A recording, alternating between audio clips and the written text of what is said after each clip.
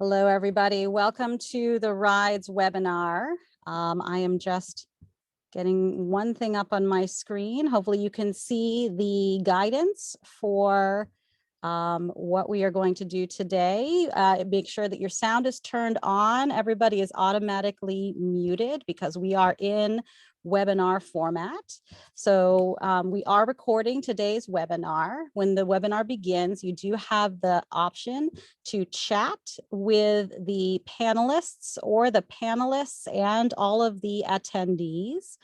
That basically means if you want to communicate to all of the people in the webinar, please select panelists and attendees, or you can chat with just the panelists or submit a question using the Q&A feature, which is at the bottom of your screen. If you have technical issues or need technical support, you can contact RIDES Tech Support and she will be able to help you. That is our Senior Project Coordinator, Evelyn Contreras, who is behind the scenes. So welcome, we'll go ahead and get started. It is my pleasure to tell you about RIDES. So we stand for Reimagining Integration, Diverse and Equitable Schools. Our mission is to disrupt systemic inequality in America's schools by building individual and team capacity to tackle race and racism, and supporting use of improvement tools, practices, and examples to help schools, districts, and charter management organizations promote diversity, equity, and true integration.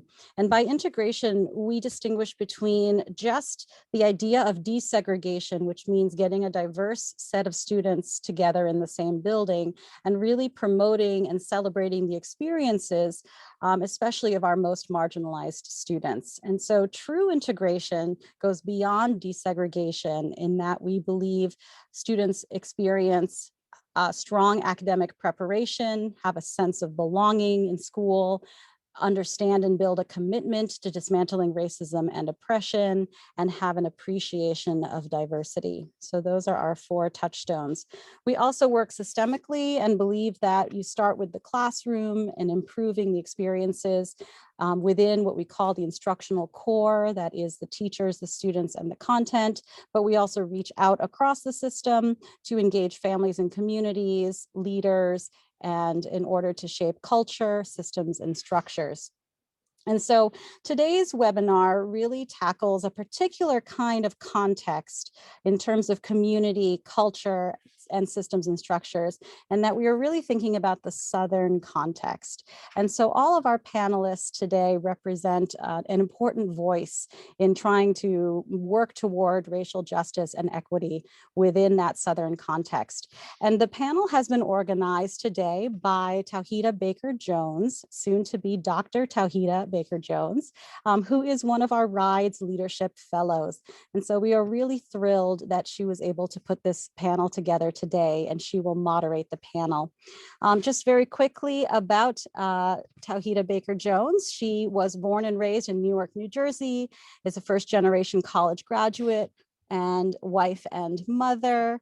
She has served in diverse leadership roles across the K-12 spectrum within the district, charter, and nonprofit sectors, beginning her teaching career in the Los Angeles Unified School District, and she has also worked in Newark, New Jersey.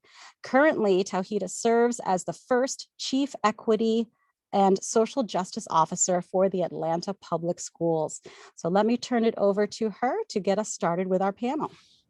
All right. Thank you, Candace, for that introduction, and good afternoon, everyone. Thank you for joining us this afternoon.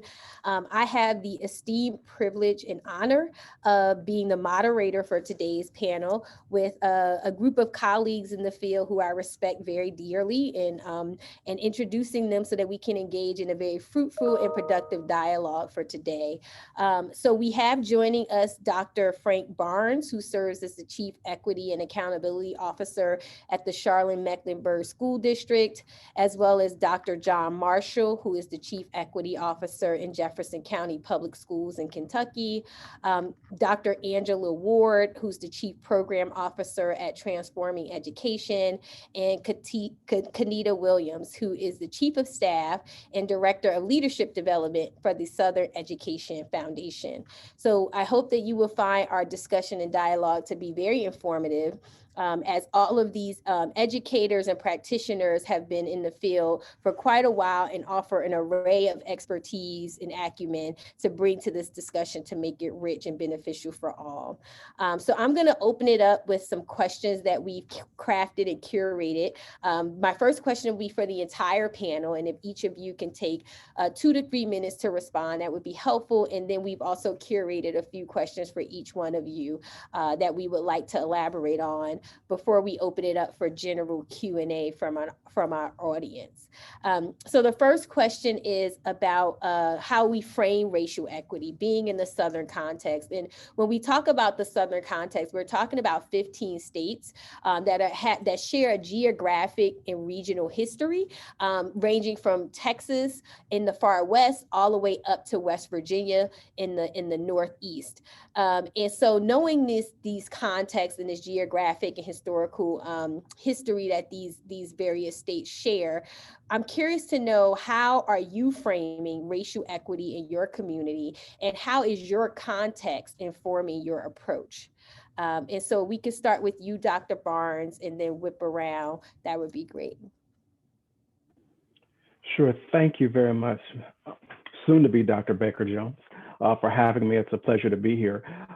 In Charlotte, Mecklenburg, I think our story of integration and desegregation has been one that's quite storied, noted by the Swan case. And since then, there has been a constant deliberation around efforts to actually provide what would be an adequate, acceptable, and then an excellent education to all of Charlotte Mecklenburg students. Mecklenburg County encompasses 7 municipalities, Charlotte being one of them, the largest one. And so the way we're trying to frame it is to go from where the conversation began with Swan, which was around inputs, just the basic things that are brick and mortar, to things that are the artifacts that are in a building that students should have access to, deserve to have access to then going to what are the outputs that are the outcomes of those, and outcomes that come from those inputs. So to really help us transition from things and artifacts, which are necessary but not sufficient for an excellent and equitable educational experience, and to get us to focus on the outputs, the conditions of schooling, and then the outcomes. And that's been a journey that we're taking, and it's pushed us in the areas that I don't think we anticipated we'd go, but it's the area that we need to be in. I think the other area that we're having to tackle is just issues of mindsets and bias that are implicit when you talk about race in education, and having to challenge mindsets, those things that are invisible but show up in tangible racialized ways. So we're in the midst of that work. By no means have we achieved mission accomplished, but that's where our journey is right now. Thank you for that. Dr. Marshall? Good afternoon. Is my audio working well, soon to be Ms. Baker-Jones? Okay, much better.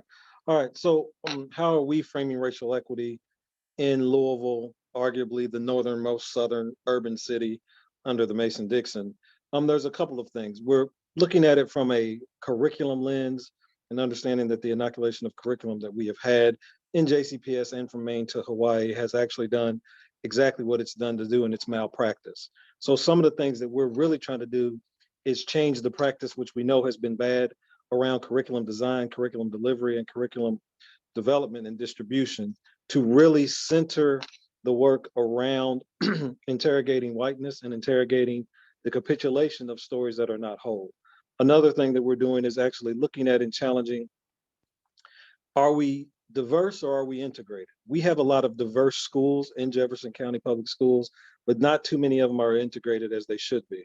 As JCPS has now tipped over to being majority Black and brown, our gifted and talented numbers have not tipped over that way and would almost look like we subscribe to eugenics. So we have to challenge the system in which is touting diversity, but not practicing integration. And in doing so, we have to look at the systems on how are we identifying gifted and talented? How are we using our curriculum to demystify whiteness and exalt and lift up Black sentiment and Black love and Black excellence? The other part around what we're doing is actually using a racial equity policy to, and soon to be Dr. Baker-Jones has met our anti-racist curriculum specialist to really challenge and look at the curriculum that we're designing, P through 12, and pretty much overhaul it and problematize everything that we're doing. Lastly, we're definitely looking at how we understand what it is to be racially equitable, all the while not being racially equitable, where everybody comes to a mediation, feels good, and whiteness is still left in place. So there's a true expectation, I won't say expectation, there's a true desire from this chief equity officer to agitate and activate at the same time.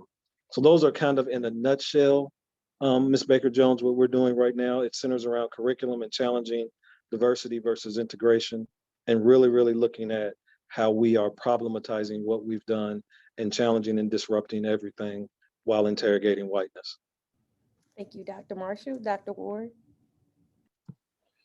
Yes, so I, in my former role supporting anti-racist professional learning in the Austin Independent School District, the way we framed it was looking at the recognition of the history of race and racism in our Central Texas context, recognizing too that we are in a Republican state and our mayor and our governor are at odds publicly. And that impacts the way our system works and how things are decided at the legislative level. Also, Highway 35, the interstate separates the city into white and black, and that's been that way since 1928. Policies to this day were framed by the Austin 1928 plan that was implemented to separate Black and Mexican people from white people in the city. The 1928 plan specifically called out placing Black people on the west side of Austin to the east side of Austin, and white people who were existing at that time in the east side of Austin to the west side of Austin. And they were not allowed to have their utilities turned on to make that happen. And so legal policies and practices were put in place in the law in the city to make the city look like it does today. And one thing that is hard for people to swallow often, because Austin is this destination place, but Austin is also one of the fastest growing cities in the country with the highest exodus of Black families. And so it all spans back to the 1928 plan. And we use that plan in the context of our professional learning in the school district to help our staff understand. So we were granted a grant to look at culturally responsive restorative practices, and it was in schools that were all on the east side of Austin. And so all of those schools were Black and brown, very few white students. And we needed to frame for them, how do you get to culturally responsive? How do you think about this in that way when everyone pretty much looks the same and there's not a lot of diversity, so to speak, in the school, at least not skin color wise. And so we used that 1928 plan and looked at the maps of the city to really hone in on how redlining created the current context where all of the schools that are on the east side look the way they do racially, and all the schools on the west side look the way they do racially. And so these are strategies that were put in place way back in 1928 that impact the way our schools look and operate in the present. And so we use those types of tools to help frame how racial equity is talked about and understood in our community. And it informs our approach, really helping principals and schools understand when you're about to have a conversation about shutting down someone's school in their community, and you recognize the rich history that existed in Black and brown communities around schools, around churches, how you're ripping out a part of their history. And so those are some of the things that we use to frame our racial equity approach. Thank you. Soon to be Dr. Williams as well. Well, thank you. And I want to just start saying good afternoon to everyone and thanking you, Tawhida, and the Harvard Rise team for the invitation to participate today and share SEF's work and approach to this intersection of racial equity and education. Was really looking forward to this opportunity, as well as to the opportunity to learn from the rich experience and expertise of my fellow panelists. So I'll start with just a little bit about our framing. So the Southern Education Foundation is based in Atlanta, but operates regionally, working across 17 states that are the traditional American South that you described, as well as a couple of states north that were known for their ownership in chattel slavery. And so our community technically includes this broad footprint. And our mission and work really aims to advance equitable education practices and policies in these 17 states through research, through advocacy, and through leadership development that we hope will result in how we frame racial equity, which is that race is no longer a reliable predictor of student success, and that every student, regardless of their background, can attain a high quality education that propels them to the opportunity-rich lives that they deserve. We think racial equity is both a noun and a verb. It takes action to achieve the outcome that I just described. It involves interrupting and dismantling harmful and equitable practices, systems, and policies. It's working to ensure that every child gets what they need when they need it to develop their full potential. And it really is about cultivating and acknowledging and leveraging the unique gifts, talents, and interests that reside in really every student that we serve. So just a little bit about our approach. As some of you may know, the Southern Education Foundation has a deep, long history in this racial equity space. We were founded in 1867 in the wake of the Civil War to establish a system of public education for the newly emancipated population in the South, but also importantly to begin to unite Northerners and Southerners behind this notion of a responsibility to provide a quality education for all people, no matter race. So really for over 150 years, I think now 154 years, we've worked on access and opportunity for traditionally underserved or marginalized communities. And racial equity has been our bedrock. I'd even argue our North Star. It really is who we are at the core. And over the years, our work and the levers we pull to achieve this may have evolved, but certain facets remain consistent. There are certain things we know. We know that you don't need racist actors or malintent for policies and systems and practices to be discriminatory, racially biased, or oppressive to particular groups or student populations. In fact, most of these racialized gaps that we work on, or I think that we all work on, in access and opportunities are very much systemic in nature. They're not personal, they're systemic.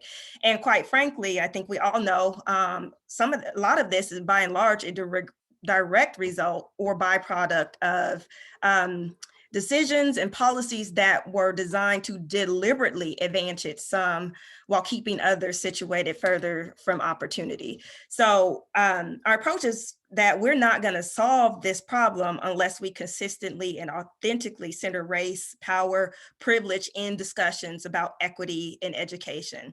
What we often see is that we avoid or evade this race question. Sometimes it's done intentionally because we just don't want to have the discomfort, or dare I say even responsibility or accountability that comes with talking about race. Sometimes it's just, people are oblivious because of the normalcy of race and racism. They don't see it as a problem that we need to address.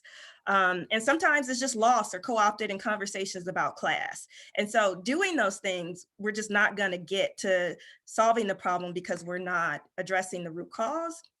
So really, to wrap it up, SEF has a real, just unwavering and I would say unapologetic commitment to centering racial equity. And it comes out in all of our strategies. It undergirds our leadership development work.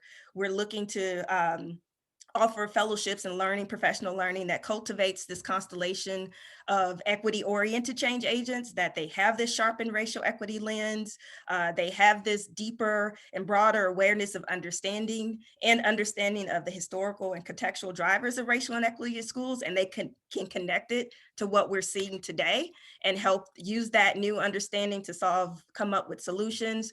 It's in our research where we use data to show the nature and magnitude of racial disparities in schools and those drivers. And it comes out in our government affairs and advocacies. Like, we work to inform legislators of their undue impact of their legislative choices, of some of their legislative choices on Black and Brown children. And we challenge them to make better racially conscious policy. And so all that to say, our work and mission is really inextricably linked to racial equity, and it is a through line in all that we do. Thank you for that. And so our next question is for Dr. Barnes. Dr. Barnes, I know that you co-authored a report in Charlotte Mecklenburg schools entitled Breaking the Link, and it looks at the disparities and outcomes and conditions of schooling in CMS. Can you tell us more about that report and how the district has leveraged the report's findings in pursuit of racial equity? Surely, embedded within policy within our district, there was a policy which has now evolved, which has been one of the impacts of the report, into a explicit equity policy. And really it spoke to this predictive link between students' demographics and outcomes. And what we said we wanted to do was break that link. So that's why we called it Breaking the Link.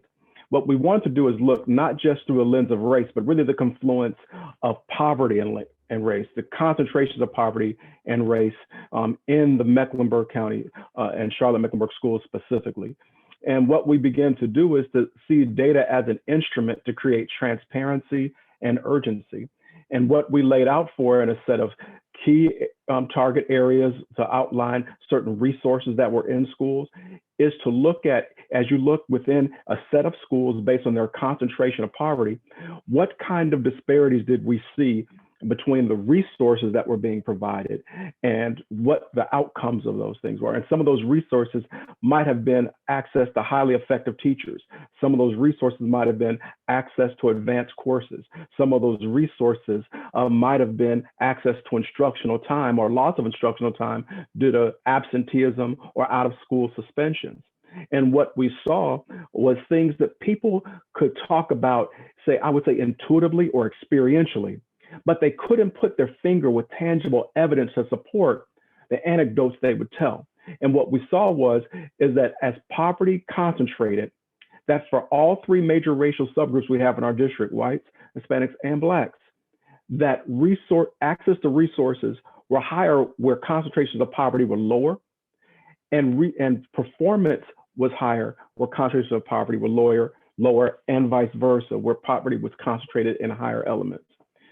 That began to help tell a story that where some families said, I know I'm Black and I'm knowing in a school that's supposed to be, in air quotes, a good school, but I don't believe that my students are getting the same kind of rich experience as their white peers. But yet still honored that you could be Black at one school and your experience could be fundamentally different than Blacks at a different school where poverty was more highly concentrated. That we had to not just speak in just these binary terms, but there were nuances and things in the story that we had to tell.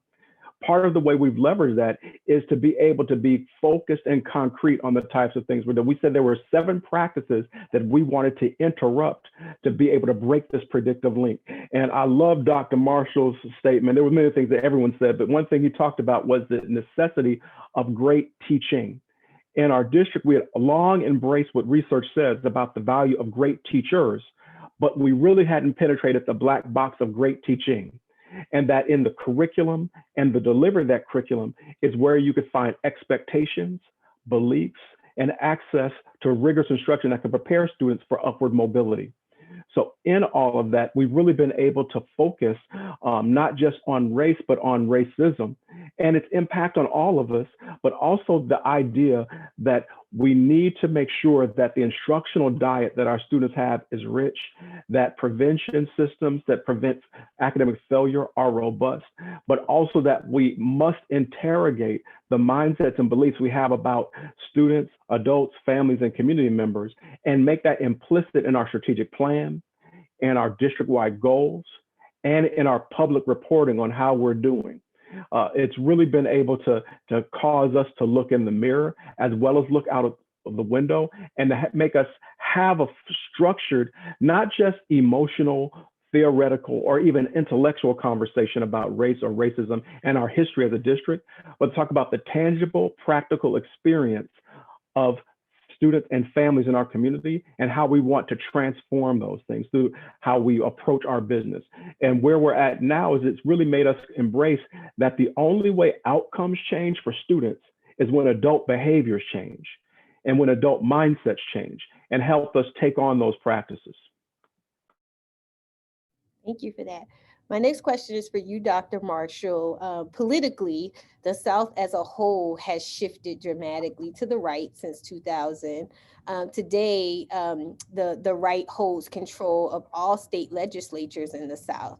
How have these political shifts impacted your efforts, if at all, to lead for racial equity within your district? And how have you navigated this space? Sure. And again, I'm sorry, make sure audio's good. Audio scares me nowadays. So am I good on that, Ms. Baker-Jones? Okay. So the political shift here, and we have to understand, and we all know this, the lynching of Breonna Taylor happened here in Louisville. So the politics is actually layered even more on top of that. So when we talk about the politics of Louisville or the politics of the South, one of the things that I have noticed when we play politics, even though with Republicans, everybody is ready to talk racial equity.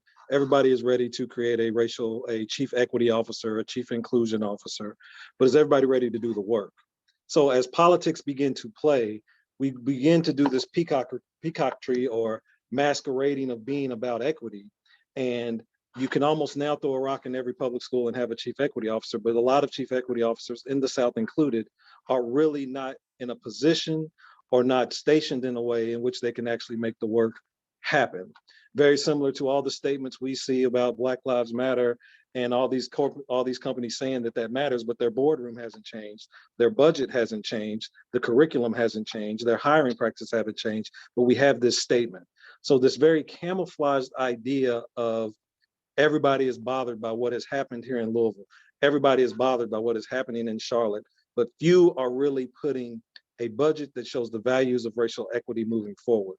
So politics is very good, especially modern day politics is very good at pretending and camouflaging what they are. But when you really look to it, when you really look at Mr. Barnes's scorecard and you really look at the work that Jefferson County is trying to do, there is still this level of capitulation and comfort that is still allowed to happen. And oftentimes it is camouflaged and hidden under these terms equity, these terms integration. But when you really start peeling it back, and if you're an equity officer in your salt, worth your salt, and start really looking at the nuances, not much has changed. So what has politics done, Ms. Baker-Jones, for Jefferson County Public Schools and most public schools is maintained all the while changing its shape, but not changing the direction in which it wants to go or doesn't wish to go.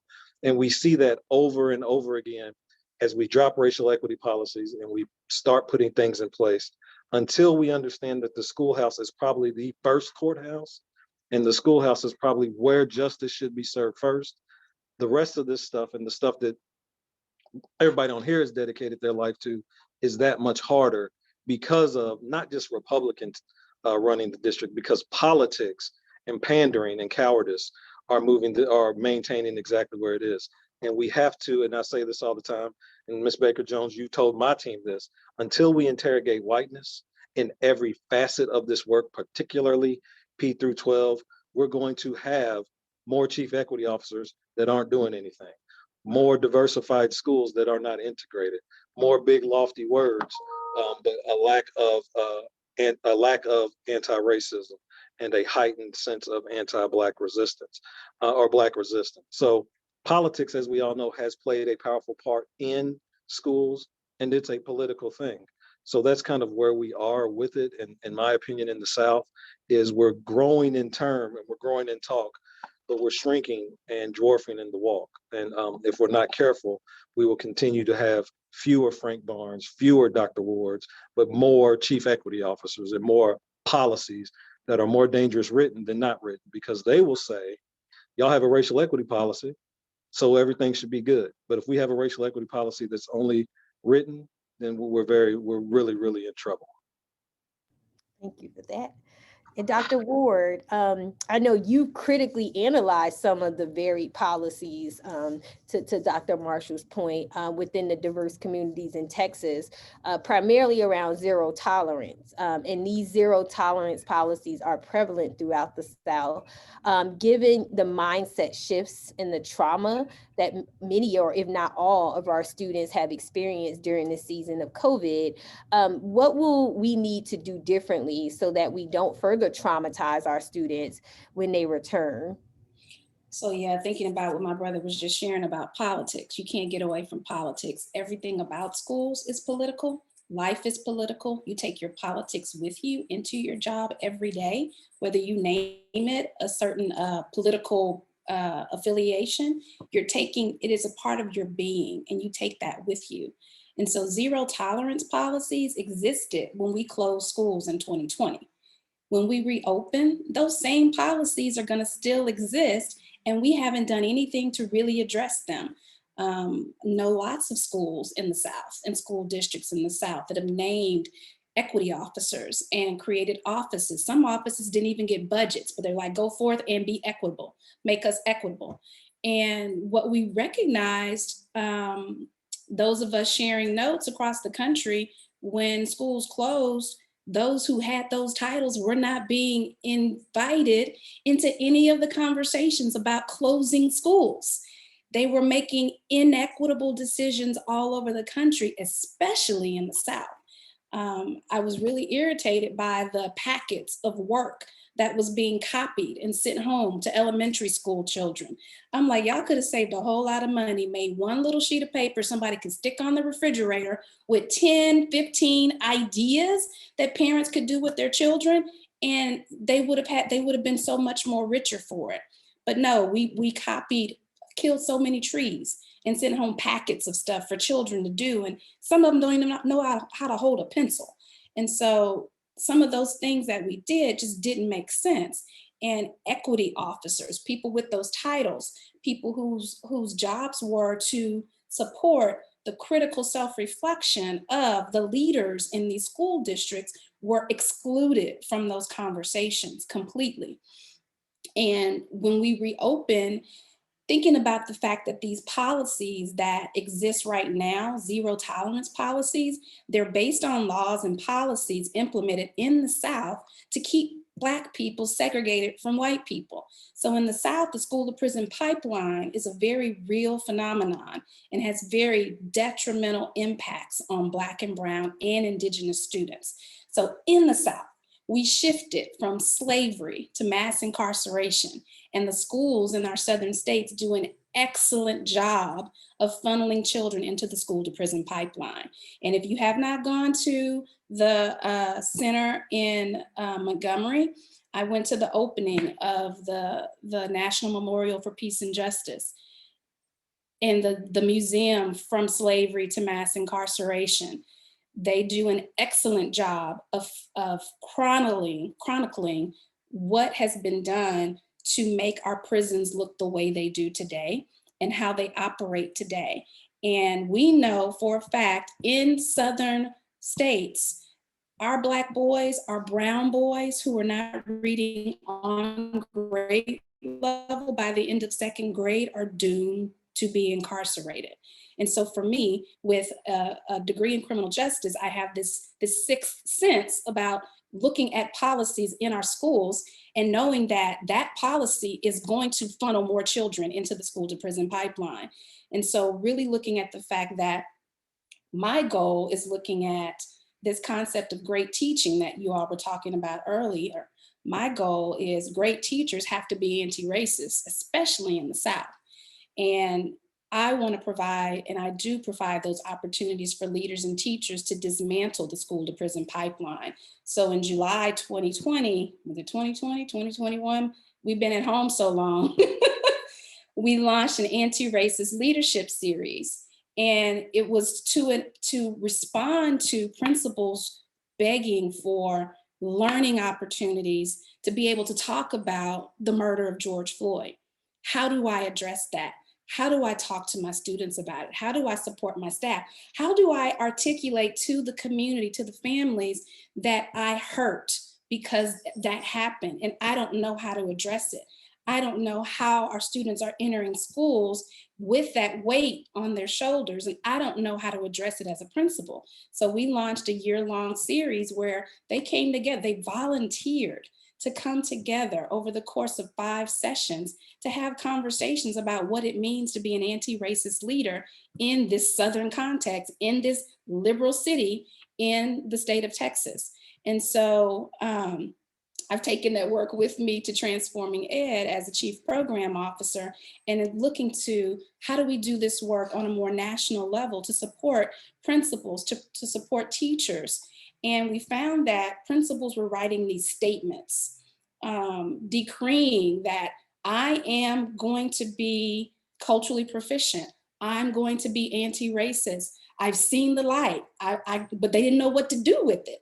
And as I read the letters, and our chief equity officer read the letters, and both of us were like, there's no action here. What are you going to do? You can't just say you're going to be it and you don't have any action steps.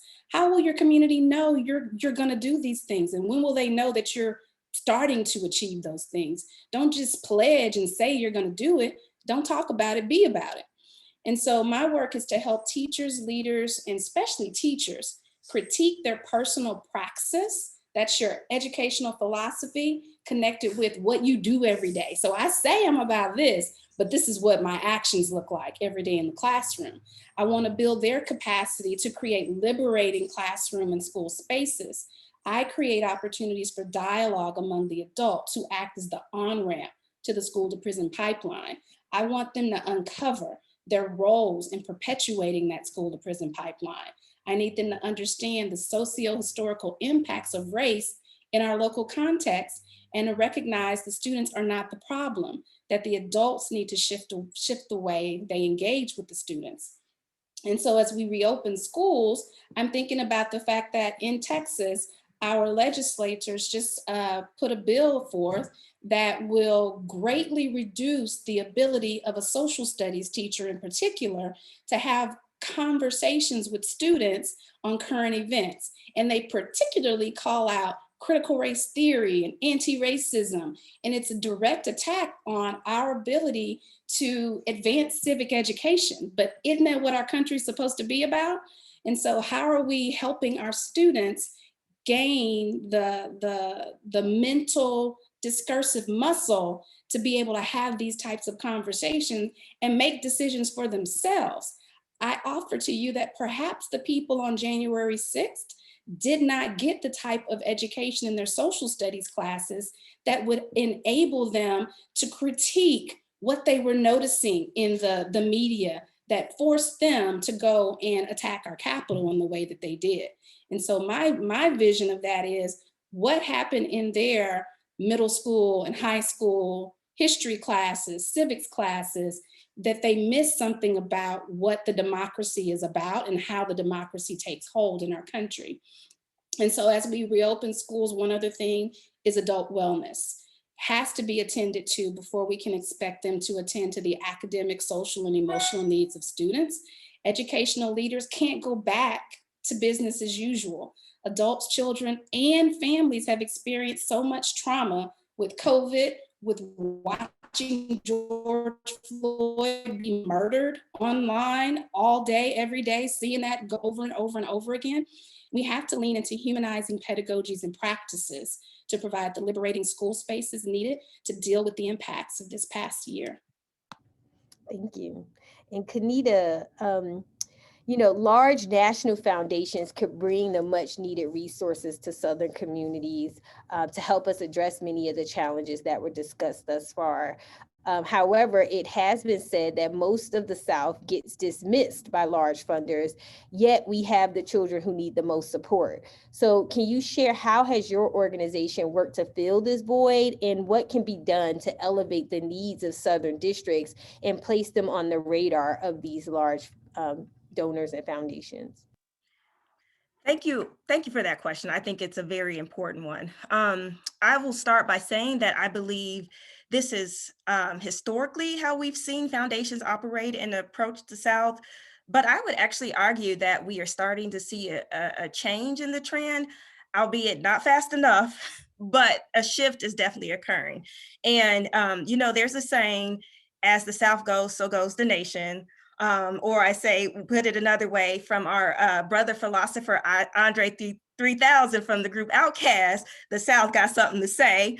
And I firmly believe that more and more funders are recognizing and acknowledging that the South does in fact have something to say, and that what we're seeing happen in the South with things like population shifts, demographic changes, industry, the political battles, social struggles, any number of things offer a real life case study and maybe even a harbinger of what may come in other areas in the nation.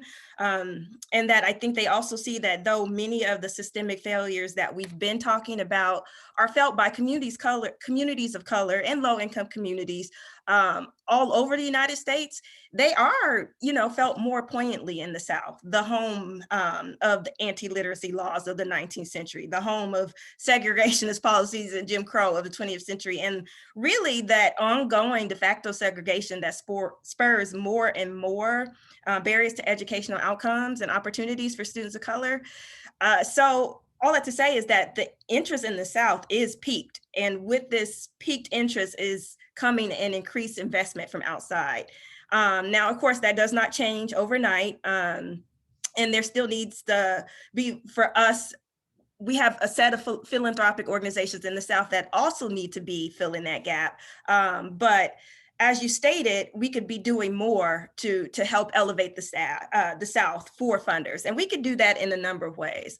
I think when we think of foundations or organized philanthropy, we typically think of dollars, we think of writing big checks, but foundations can have impact in so many other ways. There is this acronym SMIRF, SMIRF, that comes out of an organization called MDC in North Carolina, and it really does break down the levers that we can pull by the different types of capital that foundations can have. And so there's the S, there's the social capital, or how are we utilizing our networks and our relationships to really foster and drive change? There's moral capital. Are we being courageous? Dr. Marshall talked about cowardice earlier. Are we being courageous and sometimes countercultural, taking countercultural positions or less popular positions on important issues? Intellectual is the I. Are we using our channels to disseminate meaningful research and data and information to our partners, to our grantees, those type of things? Reputational capital, how are you willing to use your name, your cachet to really change the conversation about what's happening and what can happen in the future? And then of course the F is the financial, making the grants, mission related, those investments, those type of investments. And so SEF is very much trying to use our SMIRF in a number of ways. I think it goes without saying that we're there for the moral. That's what we were founded on the onset, taking those countercultural stances on how to approach the newly emancipated population. Socially, we are really working to ensure that we are positioned and part of these important national funder tables and leverage those networks and relationships to make sure we're elevating and bringing the South to the attention to our colleagues that are outside of the South. Intellectual is one of our main strategies. We connect, consistently put out data, research about the region. We also speak at a number of conferences and panels, much like this one, to elevate issues of educational equity in the South. And, we invest our own resources. We don't have a huge endowment like many foundations, and we may not always do direct grants, but we do operate programming and do invest directly in school systems.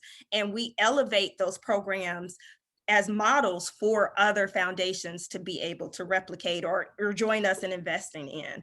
And so the last thing I would add, as we are working to help really elevate the South and give the appropriate lens to come in and invest in the South, is that we are very intentional and thoughtful about how we position the area. We know that there's South as the region. We started off talking today about this geographic and historical link. It's also a place that's connected, and I would even say still burdened by that tainted legacy of chattel slavery and Jim Crow. But it's also a place connected by just this tremendous pride and resilience of what comes with being from the South.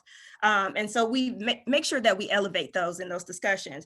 But by the same token, it's a delicate balance, because despite this regional aspect, the South is not a monolith. Each state has distinct and nuanced needs, characters, resources. So we also talk to our funding partners about that. Like, Funders have to come in and recognize and honor and empower and leverage the unique voices, the lived experiences, the assets of these communities.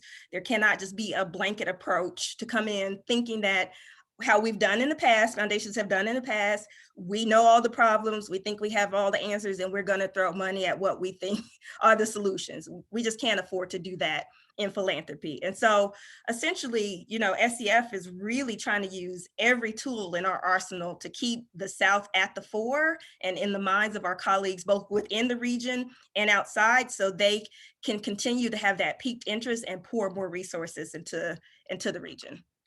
Thank you. So we're going to open it up for Q&A from our audience now. We ask our audience to please drop your questions in the chat, the Q&A feature that you would like to pose to our panel. We do have one question already there, which I'll pose to the panel, and feel free to jump in as you like to answer, is how do you all respond to the legislation that is coming up in states that essentially prohibits or even bans in some states training and course content that looks at and addresses systemic racism and critical race theory in particular?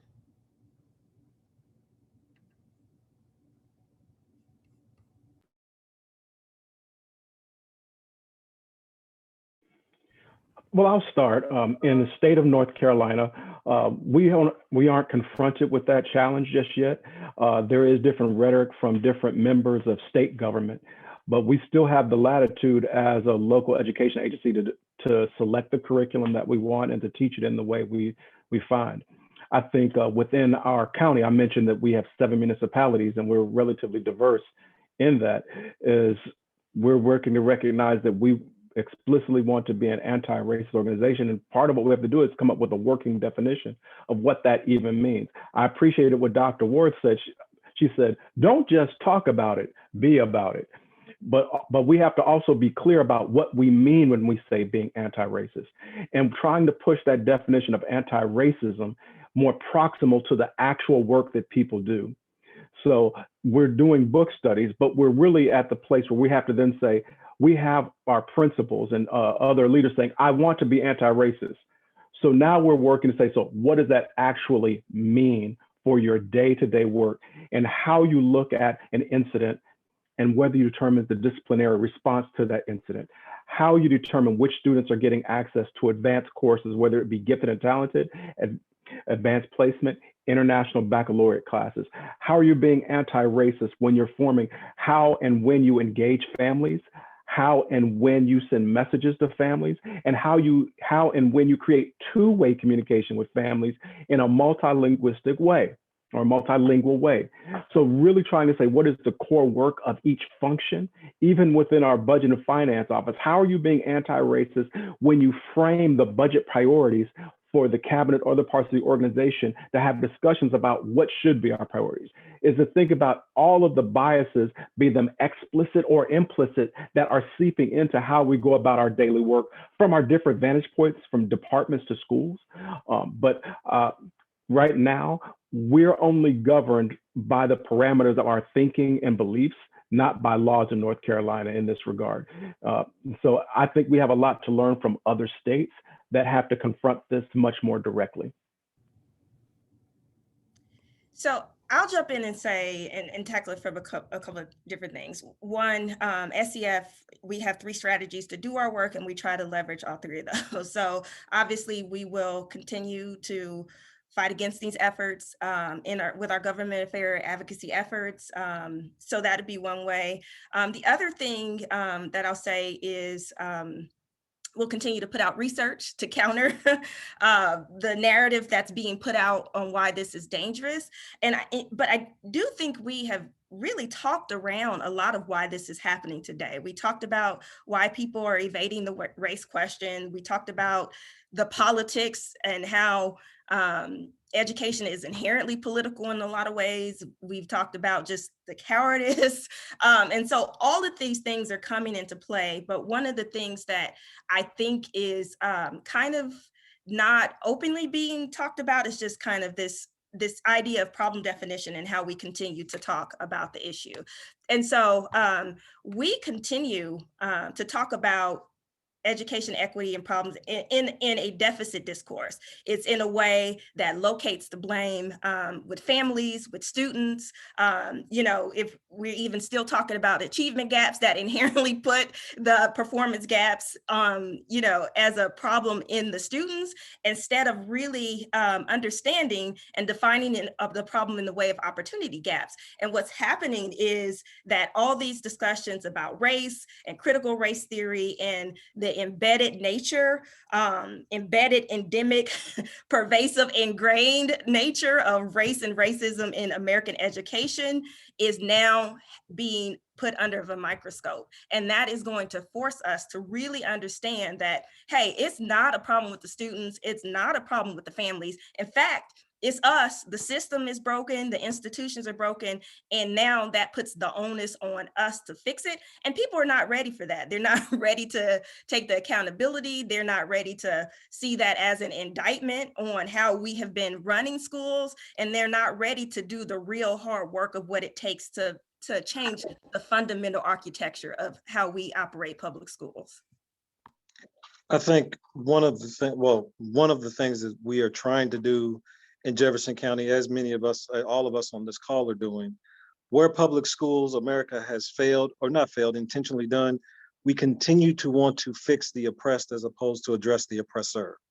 And as we do that kind of work, we always inherently have to write grants and talk about how bad off our Black students are. We always have to talk about the need for look at what they don't have, but we never answer or address the question as to why it is not there.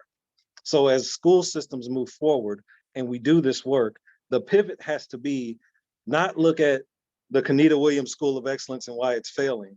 We need to look at the oppressive system that is causing the Kenita Williams School and people like Kenita to fail.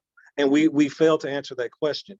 Even although this is a very sensitive topic, I am very, very serious about mental health and the need for it.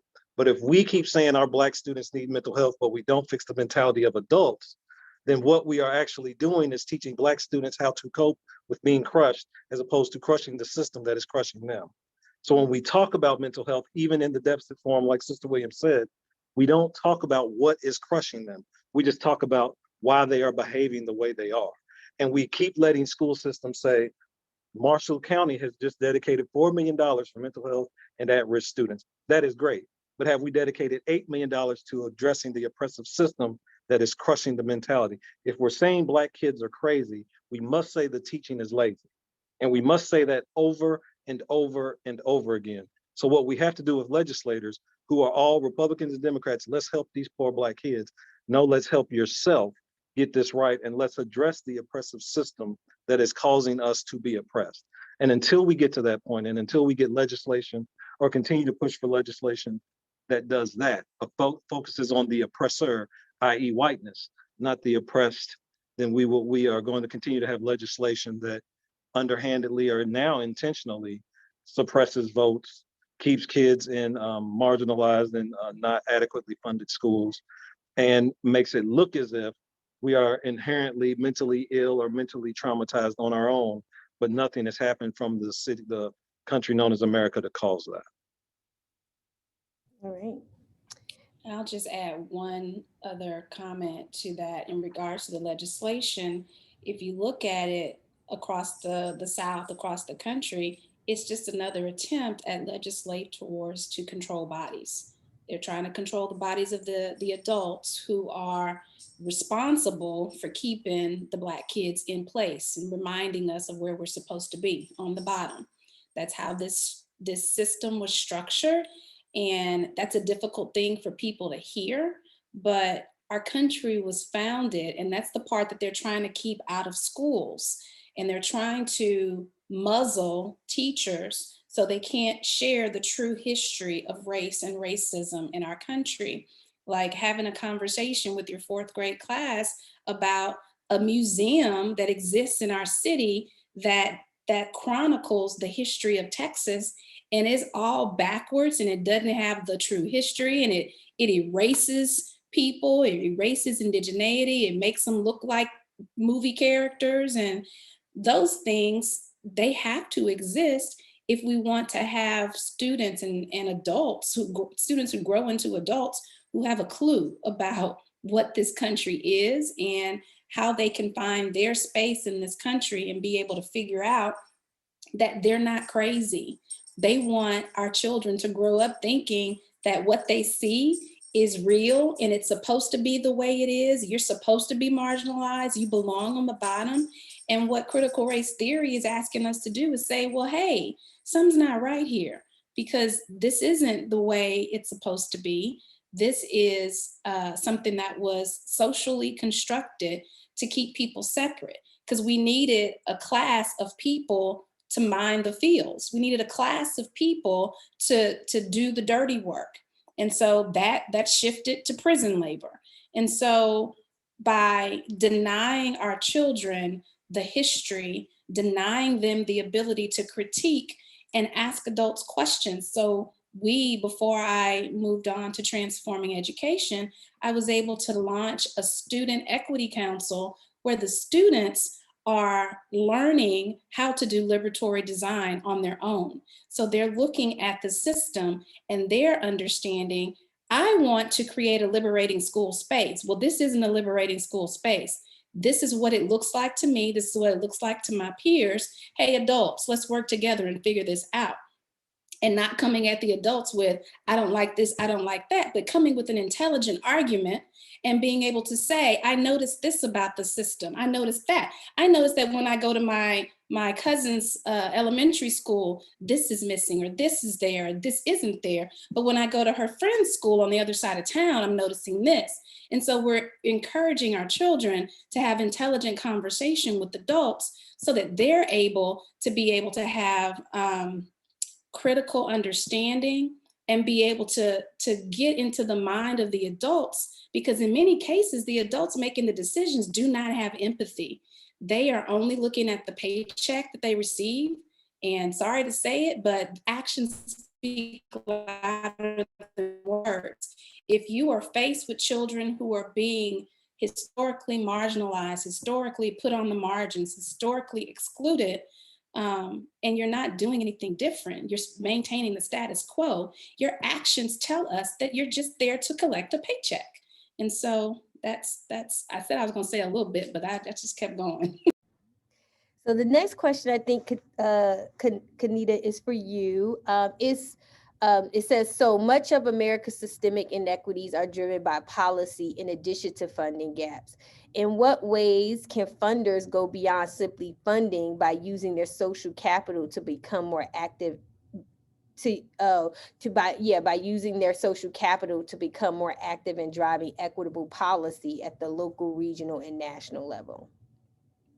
So I think I don't know if I would add more than what I discussed a little bit earlier with that SMRF, and understanding that foundations and funders are much more than their checkbooks. And so if they are using their name and their cachet to, change the tide of conversations, if they are using their networks, their power as a convener to give a platform to have these conversations, if they are doing what we're doing with our intellectual prowess to be able to disseminate research and accessible and reliable data information about what's actually happening, I think those are ways that funders would be able to go beyond just the actual writing of the check. And so I would just, and I'm happy to also share more about that SMRF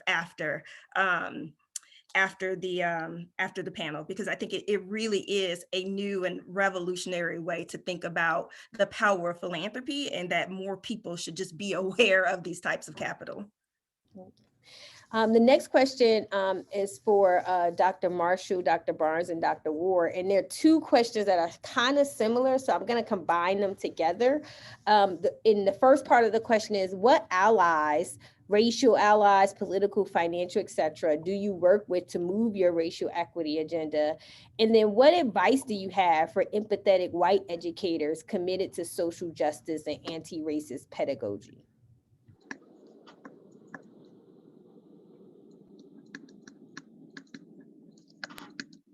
I'll start with the allies. I'm fortunate enough, JCPS is fortunate enough to have some very loud, supported, accurate community support from Louisville Urban League, Sadiqa Reynolds, the sorority sister of yours, NAACP. We actually have some pastors that actually do the work, preach and reach, and they really hold us accountable, and they really lift up the work. And we actually also have really, with the racial equity policy and a lot of coming out from under Olympus and exposing ourselves and all of our warts, are starting to actually get a swell of community that has been marginalized, mistreated, and muted, to build that up. Most chief equity officers, a lot of chief equity officers actually get their support more externally than internal. Because if you are doing your work correctly, those that you are speaking for have never really been put in a position to speak up. So when they see you speaking up, they can come into and support, because the best chief equity officers are the ones that have been mistreated by the system. And when you pull them in and start talking about the work and start showing that you're going to make attempts or deliver on it, those are your allies. As far as advice, did you say advice for white people? Was that the Yes, question? yes. My advice for white people or allies is, first of all, this quote unquote Black problem was not created by Black people, so you need to fix it. And then secondly, there's only so much you can do, you can understand. There's a lot you can do and should do, but there's only so much you can understand. And one of the things that I think allies, or those that think they are allies, need to understand: your tears, your lies, your fears, and your rage could cause me to die. So as you are speaking for me, and as you are bothered by what is going on, you can cut that off and not be bothered anymore and still live. But if you are truly about this work and truly about the understanding, just understand that your very being and your very discomfort can lay me down and put me 6 feet under. And when you start thinking in those terms, and when you start thinking about how to challenge a system that really builds, really supports you, you also have to be willing to lose quote unquote friends. That Thanksgiving table that you sit at might get a little uncomfortable, and you cannot oscillate. You cannot oscillate and be anti-racist around Kanita and then be, oh, it's just so bad what's going on with those Black people, and not speak up and say, Mom and Dad, we need to own this. So the oscillation of whiteness is a problem in and of itself. We need to cut the fan off, keep it from going this way, and point directly at whiteness and how it is actually crippling people. So I would just say for our white allies, if you're oscillating, you're really not an ally. You're just an associate at best. Can I jump in really quickly and just echo and amen, whatever, what Dr. Marshall just said about being okay with being unpopular and having the courageous and tough conversations. Like we don't need you preaching to the choir. Like, I know what's a problem and I lived it. Like, we know. So you need to use your privilege to be in those rooms and have those conversations.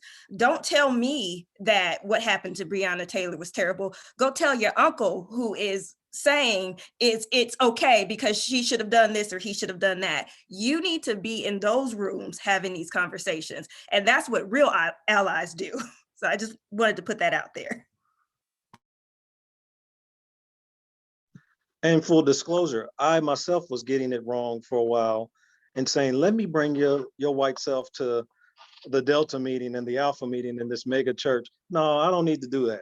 Go take yourself over here to this golf club, over here to this trailer, over here to your family house, and tell them. So we don't even need to parade white allies. White allies need to parade themselves in the communities and situations in which they come from and do it. So one of the things that we have gotten wrong is bringing that to communities that already know it. Elevating Tim Wise is not something I need to do.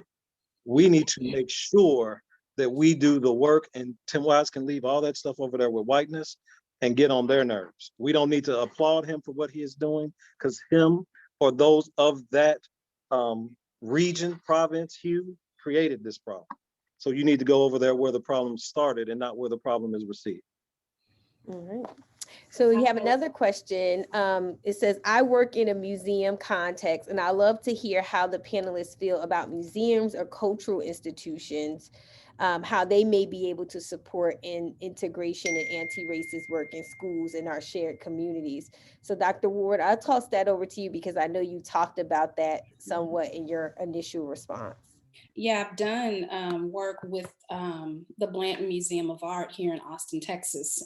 They had an education staff member who worked very closely with us to design anti-racist learning sessions for adults as well as students.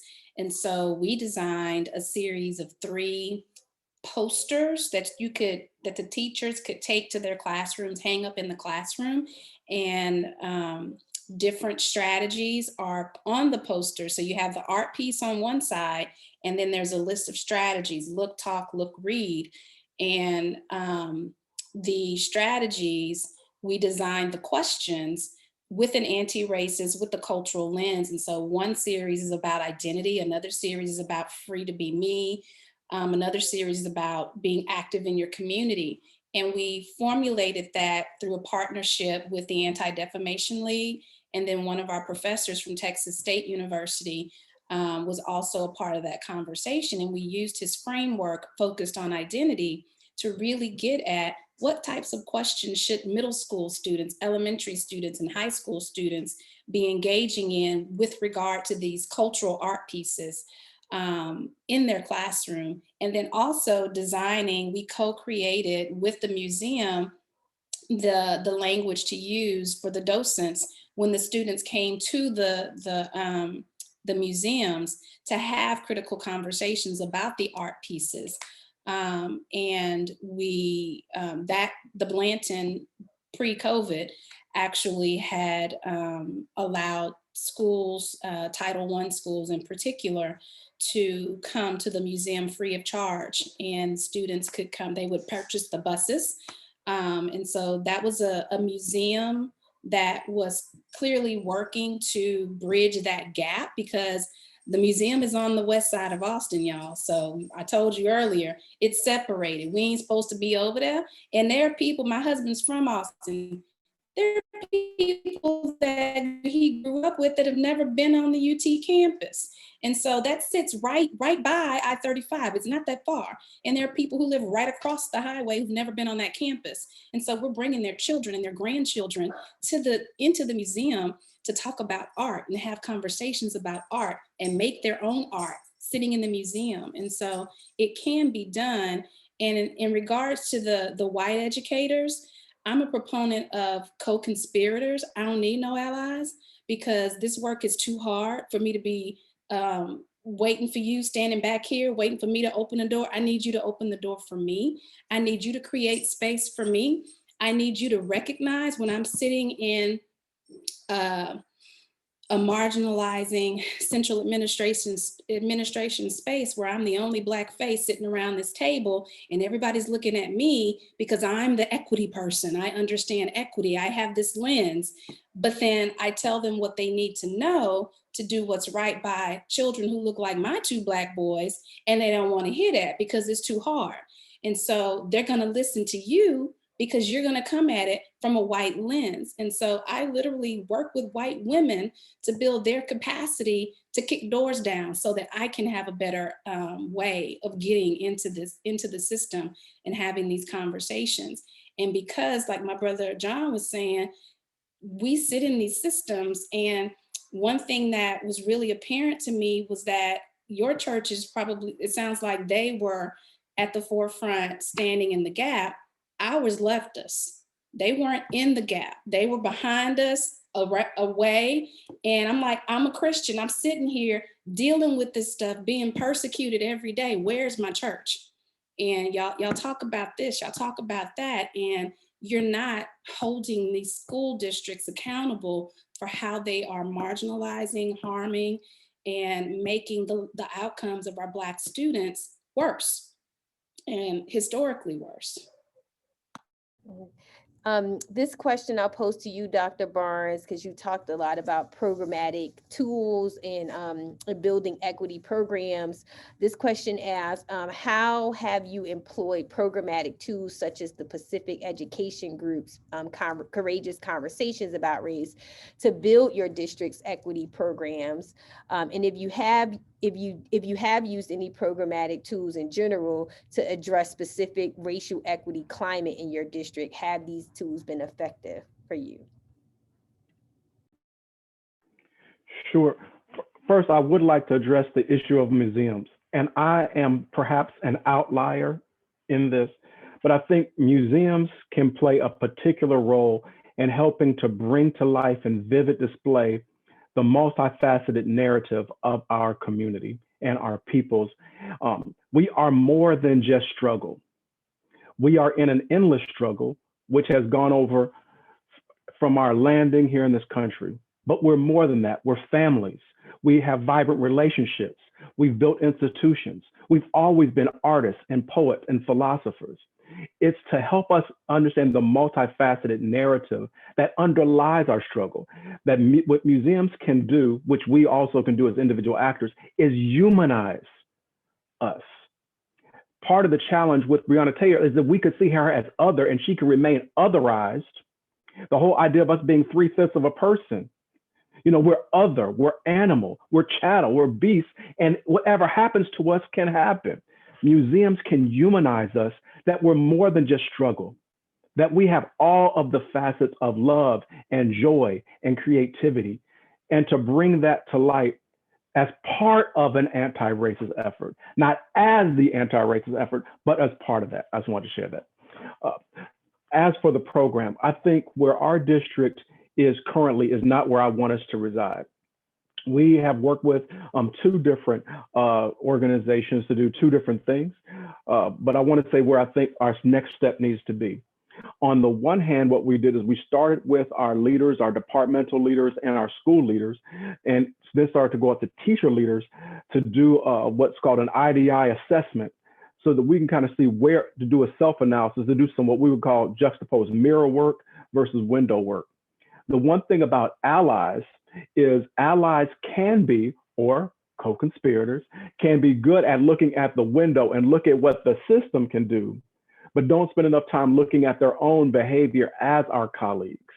Because there's nothing like being in the meeting with people who would claim to be your allies, but yet when you're getting shot up, they're not there. Or when they're tired of hearing me speak about an issue, don't use their agency and voice to say the same thing and then say, and that's what Brother Frank has been saying for all that time. So really to create some opportunities for people to reflect and say, where am I at along the kind of continuum of racial identity and talking about race and racism, and help them to do their own mirror work. The other thing is we've done a district-wide book study of how to be an anti-racist, and to be able, and that's been ongoing throughout the school year in small group facilitated conversations for the entire school year for all of our school leaders and departmental leaders. The challenge with that work has been that it has been too far away from the daily practice. I think the things where we've seen it be successful is when we get into the specific things that practitioners and teachers do. Even being an anti-racist teacher is talking about what are the discretionary moves that they're making that dilute the curriculum as opposed to enrich the curriculum. One of the biggest challenges we have, we've made a large investment in a standards-aligned, culturally responsive curriculum. And one of the hardest parts is to make people that once it lands in a classroom, that the written curriculum reflects what is the taught curriculum and the assessed curriculum, and that it's not diluted and not taught down. Well, they couldn't get that, so let me take out this grade level reading. Let me take out this illustration. Let me take out these 3 probing questions. I think being able to help teachers and principals recognize what is the implication for my daily practice. I think in too many instances, we've introduced things and they're way up here, but they're not in the daily work that we have to do. So I think those are some things where we've had some partnerships, but if it's not proximal to the actual work that people do on a daily basis, we're relying on people to make the cognitive leap from what I think I want to be a shift in my values and beliefs to what do I do different daily on behalf of children and families. And just to follow up to that, so Dr. Ward actually would like to know, what is the curriculum that you use in your district? Well, we use 3 different, for our English language arts, we use what used to be expeditionary learning, or L curriculum. For mathematics, we've adopted Envision 2020 and Open Up Mathematics. And we're about to expand and announce a high school adoption in the next 2 weeks. So I'll pose this question to all of our panelists, and it's about building coalitions across lines of difference. Is it necessary to focus on building coalitions with non-Black communities who may not understand or even are offended by critical race theory and equity related work? And how do we get policymakers and the public on board for this work in such a polarized social political landscape?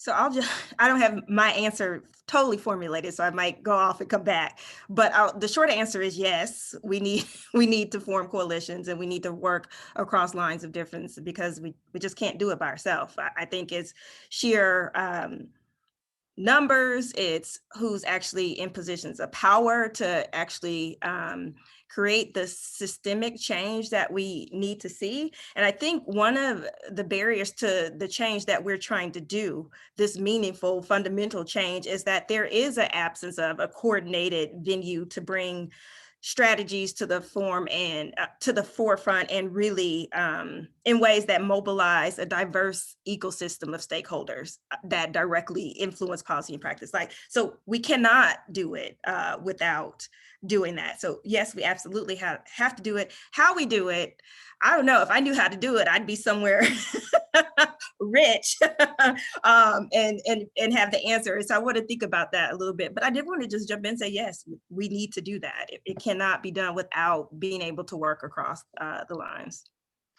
I definitely think coalitions, and I guess the term collaboration, is necessary. But we also need to understand that collaboration has also been a way to detour. And I always say there's a difference between collaboration and collaboration. Every urban district has a whole lot of task force and meetings and connectivity and checkoffs. We had Brother Barnes come in and talk to us. Now we're good. A collaboration actually means this coalescing of work and this coalescing of moving. I think sometimes we get lulled and hypnotized into talking, and we get lulled and hypnotized into creating a edict of what needs to happen, but we don't really do that. So as we build upon true coalitions, the coalition mission is to move and change. It is not to come to a table, drop names.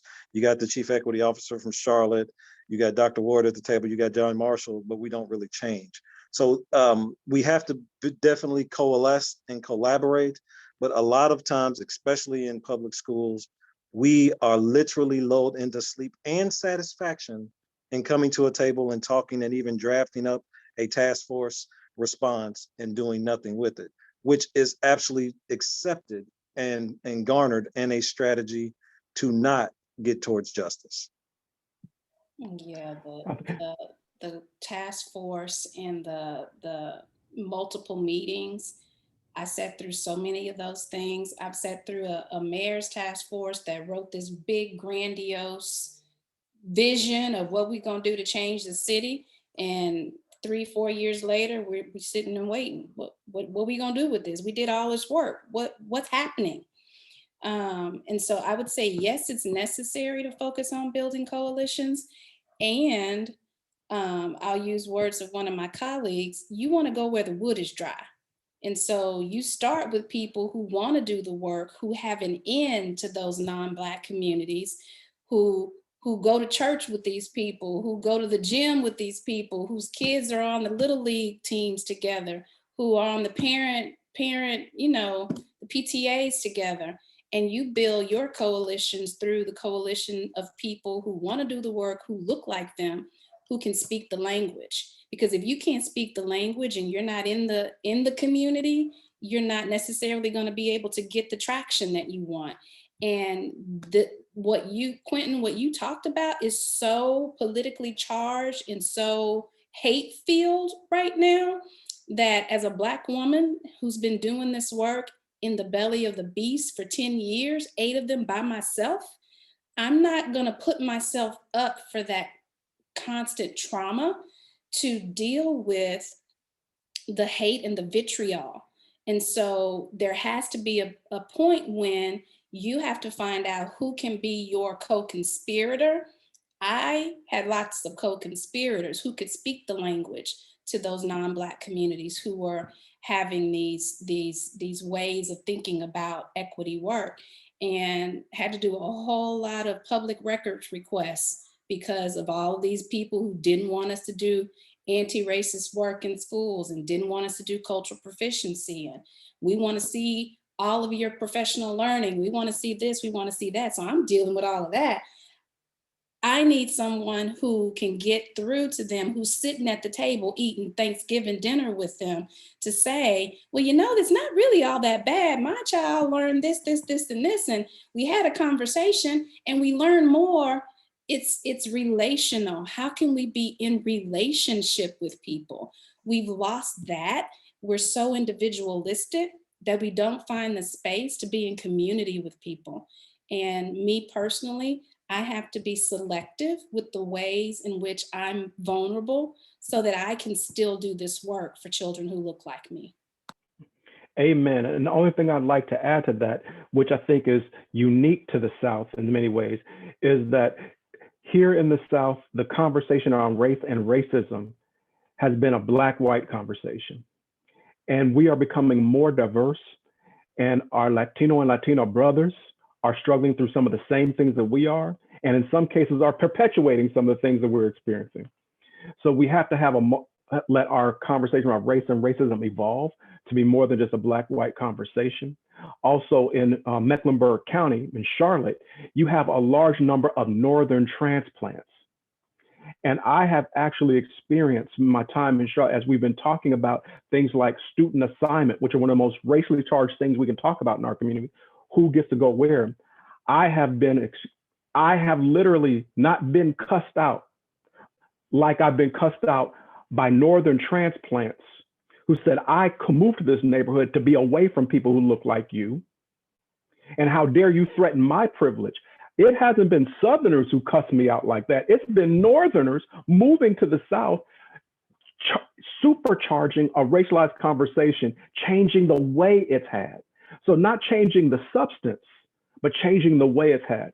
So we've had to learn how to navigate a conversation where people who are native Charlotteans have a different way of talking about race and racism than people who are relocating from, say, Ohio, Illinois, and New York State, and the way they engage in race and the way they talk about race or embody racism. And also, I have to say is that we as people of African descent, we cannot have an anti-racist conversation in our school districts that is anti-immigrant. And sometimes we will say, well, not those people, and not embrace our common structure. And that's part of the allies. So we need to have allies with whites, but we have to understand there are people of color coming from different backgrounds who have had a different journey than us, but are still in the same racialized system. And when we don't fully humanize all of us, we ourselves as people of African descent can't be anti-racist when we don't try to humanize everyone in the conversation. Thank you for that word, Dr. Can Barnes. I jump in? I want to add real quick to what he said, to what Yeah, Dr. we do have a time boundary and I want to get our closing remarks in. So if you could loop it in and tie it into your closing remarks, that would be helpful. And what I'm going to do is tag in this last question, and this could be like your closing statement. The question is from someone who is a person of color who will be entering in a chief equity and diversity role, officer role in a small network of schools. And what are one or two non-negotiables that she or he or they should keep top of mind when entering spaces dominated by whites? Or what is one thing this person should strive to accomplish in their first 90 days?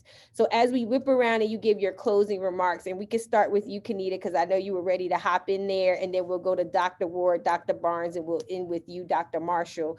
As you give your closing remarks, if you could share some takeaways or advice, one or two pieces of advice for new chief equity officers, as well as whatever you were going to share for this question and just your closing remarks.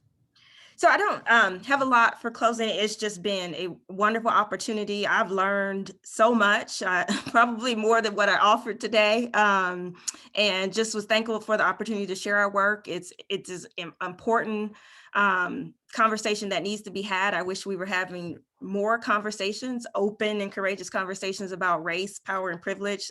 So just appreciate you all for giving us this platform. Just the advice that I would have, and actually does tie to the other question, is really two things.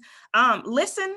I don't think we take the time to listen to one another. And if we actually do that, we often see that we're not that far apart on issues as we think we are. So just take the time to listen. And also keep children first. Like, I think a lot of this gets mired and derailed by the adult mess. And if we keep, what's really that North Star is improving educational opportunity for students. And so that all students have an opportunity at a quality education, then I think that allows us to move past this, like leave the adult stuff out of it and keep children first and just take some time to listen. And just want to thank you again for this opportunity.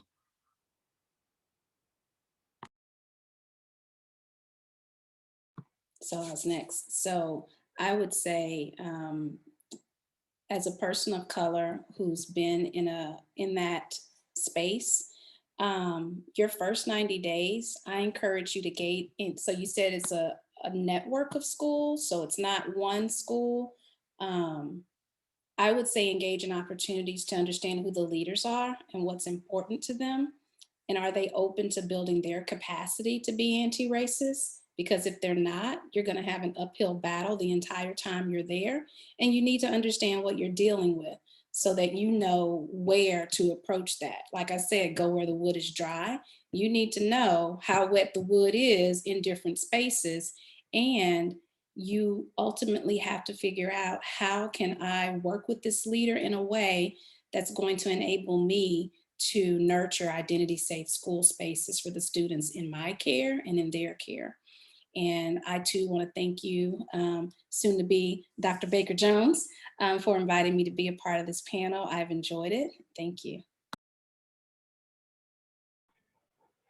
Yes, thank you so much for this opportunity to join this conversation. I look forward to it continuing.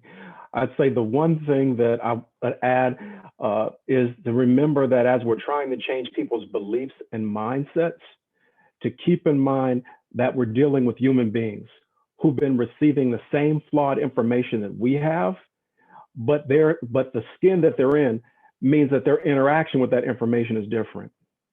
And you're going to have to decide, when do you have to turn up the heat and when do you need to let it simmer? When are you pushing people away and when are you drawing people in? Because the moment they can cut you off and stop listening and you lose an opportunity to influence, then it's time for you to go for the next person in the relay race.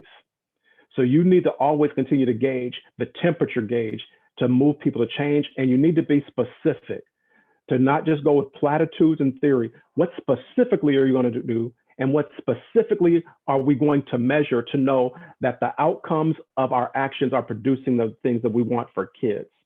And I want to build on what Kenita said, is keep it focused on kids. We're dealing with adult behaviors, but the reason why we're mobilized and hired is to serve children and families. And if you can keep people focused on that, that gives you a greater chance of being successful.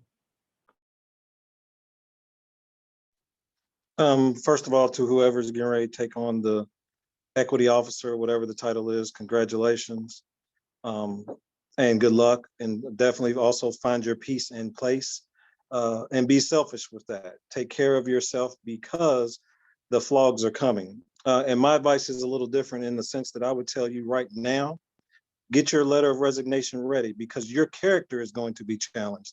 And when your character is challenged, you need to have that letter of resignation ready. So you write it when you're excited about the job. You write it when you think everything is okay. You write it when you know, this is what I stand on.